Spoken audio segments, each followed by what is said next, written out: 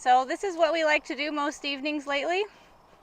Put the kids to bed and we come out and kill some weeds. Yep, so this is our new favorite tool.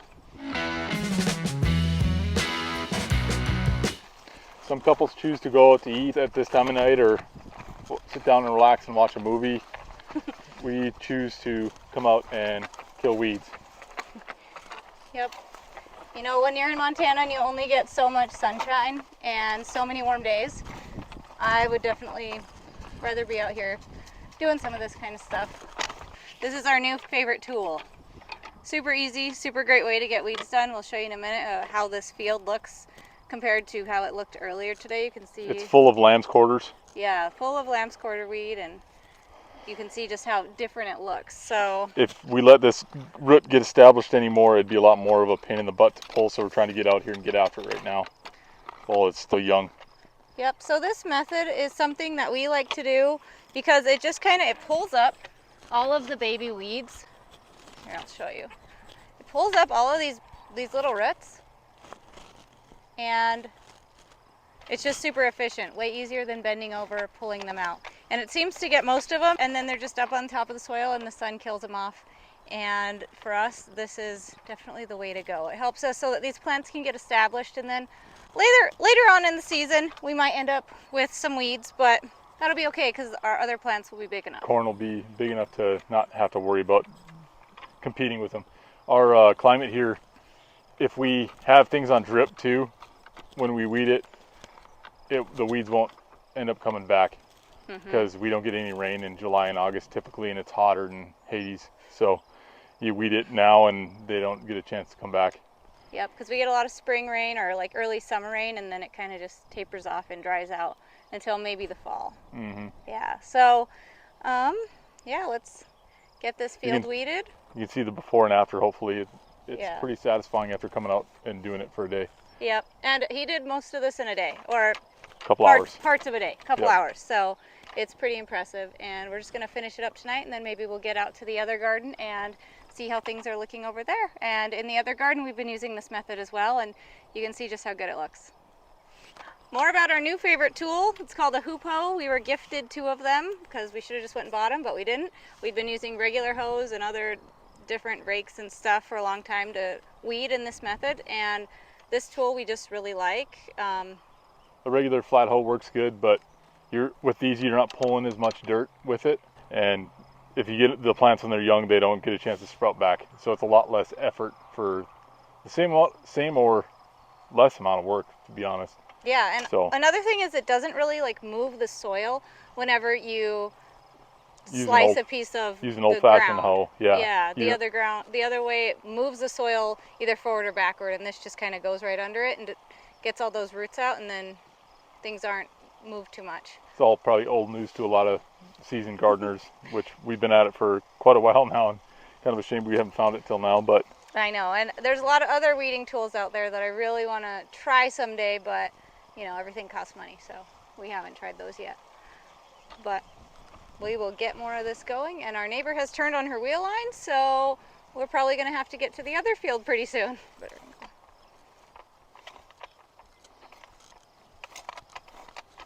You can see just how that's ripping up those roots, and he can go real tight to the plant, which is really nice. And then these weeds are just gonna, look at all those roots in there that are just popped out. These weeds are just gonna sit on the surface and shrivel up and die when the sun comes out tomorrow.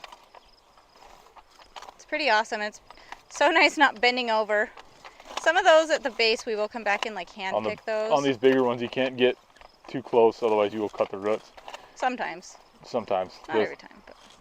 The smaller corn that we have down there you could get right in on the stalk. But like that, I'd just grab it by hand and pull it out. Because those lamb's quarter plants will get huge if you let them go.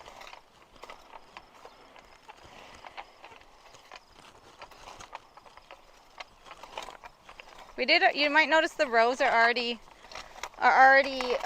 beat down a little bit right in the rows without much weed. We did come through with the weed eater with the cultivator attachment and did those when these weeds first started popping up, but you can only get so close to these plants. So now we are on to hoeing to get them done. I also wanted to show off real quick here.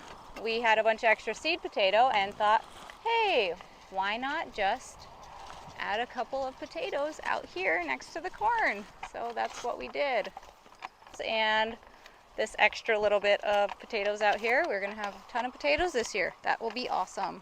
So we do like to do this also whenever the plants are really little, before they've had a chance to really grow any seed, because we don't want to just do this and then have a bunch of seed get put back into the ground, because then we'll be dealing with it again really soon. And we do also have another weed that's kind of frustrating called purslane.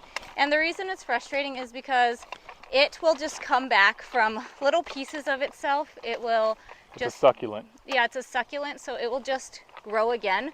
But when we do this method in our other garden that's loaded with purslane, which purslane isn't the worst weed. I mean, you can eat it. It's a salad green in a lot of places. We eat it sometimes, but we definitely have a ton of it. Whenever we do this with purslane, it will kind of start to come back a little bit, but as he was saying, when it gets to the middle of summer and we're not getting much rain, we really notice that this method is still effective with that. We just have to kind of hit it hard and get all of the weeds out of here right at the beginning of the planting season. And that really helps in our other garden, even with that type of weed, for us, with what we've experienced, I guess. So honestly, these lamb's quarter plants, these weeds that you saw and you watched us pull out with this type of hoe, they are actually a little bit bigger than what we would typically like to be weeding this way, but this is definitely working. So yeah, we usually try to hit these right away when they first start to come up to get them out of here. But I guess we've just been busy with all the other things going on around here, which that happens for sure.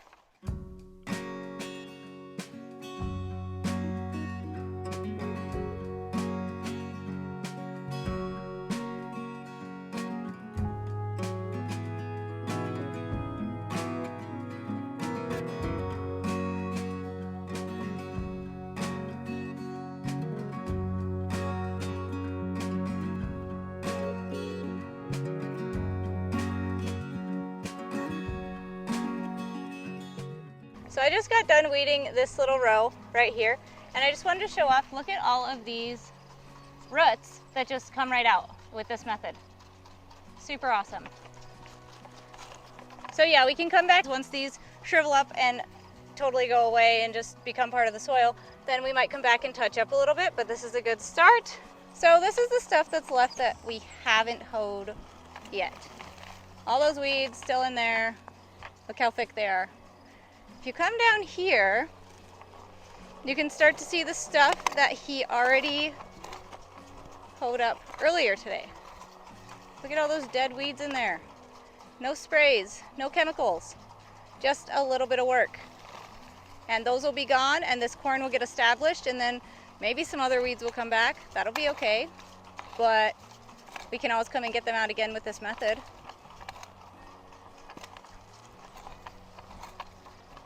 This could be done a lot quicker and faster, easier with Roundup Ready corn, but we decided to go against that because we don't really want to put extra chemicals into the food we eat. Kind of the reason we do this whole thing. So put a little more sweat into it and get a better product out. Same strategy for our other gardens as well. I wanted to show real quick just how easily I can even get these big weeds out. Just go right under them and pull them out, and look. All of those roots come out. Check both of these. Yep, all of those roots are out. And this is that purslane weed that I was talking about a little bit earlier. And I'm doing this one-handed, so it's taking minimal effort. This soil over here, though, is pretty loose. In another part of the garden, it's pretty rocky. Or this cornfield, I should say. It is pretty rocky. And that takes a little bit more force, I guess. Look how close I can get to that plant. Like right up around it, not bending over. I'm doing it one-handed, so I don't have all my range of motion, I guess. But it's just doing a super awesome job, getting right in there next to those plants. So we are out in our other garden. This is not our tomato garden. This is our garden with all of our other produce aside from our other cornfield. And we just kind of wanted to show how little weeds we have out here. So yeah, we'll show you a little bit about that. We got on them early when they first popped up, and they're tiny little plants, and just quick, you'll see in some of our garden setup videos, we just quick hit every one of the furrows, the rows, and knocked them down. And we haven't got a whole ton of rain since then, and so they haven't came back at all, which is nice. Yeah, and it's definitely kind of addicting too. Once you start, you kind of want to keep going. So yeah, we'll show you some of them right here.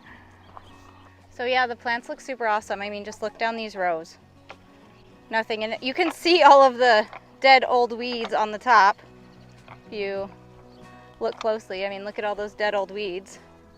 But yeah, they look super awesome. And we're trying to keep on top of it this year. So hopefully this year we are able to not have this garden overcrowded with weeds, which we'll get some weeds and that'll be okay. But hopefully not too many weeds. And this method was also really nice, so we're just using a regular hoe for hilling our potatoes. So that was another little extra bonus, I guess. Just check out how some of this zucchini looks. It is June 28th today, and I'm just thinking things look super awesome for this year. Pretty excited about it. Look at our potatoes over there. We have 5 rows in here, and that big row in the backfield we just showed you. We're testing out the weed mat over here as well. I guess we could peek underneath it. Kind of a new concept to us. Pretty much nothing going on under there.